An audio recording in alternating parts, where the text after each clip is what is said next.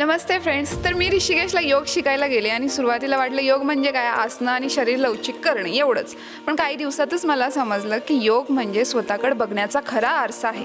रोज सकाळी पहाटे 5 वाजता उठणं, हाटी योगा करणे, त्या हाटी योगाच्या प्रत्येक हालचालीत असलेली स्थिरता आणि त्यानंतरचं प्राणायाम जिथं श्वासाच्या लयीवर मन शांत होतं. दिवसभर वेगवेगळे सेशन, योगा फिलॉसॉफी जिथं विचारांनी आपण आतून हलतो आणि संध्याकाळी ध्यान, तेही वेगळ्या प्रकाराने guided meditation, sound meditation, visualisation आणि कधी नुसती शांती, कधी फक्त श्वास. आणि यात सगळ्यात हृदयस्पर्शी भाग म्हणजे आमचा भक्ती योगाचा सेशन. संगीत, मंत्र आणि डान्स, ज्यामध्ये कोणी एक्सपर्ट नसायचं पण सगळे मनापासून सामील व्हायचे. संध्याकाळी सगळ्यांनी मिळून कीर्तनाचं नाचायचं, गाण्यात हरवायचं आणि शेवटी संपूर्ण दिवसाचा थकवा विसरून एक वेगळीच हलकं वाटणारी शांतता मिळवायची.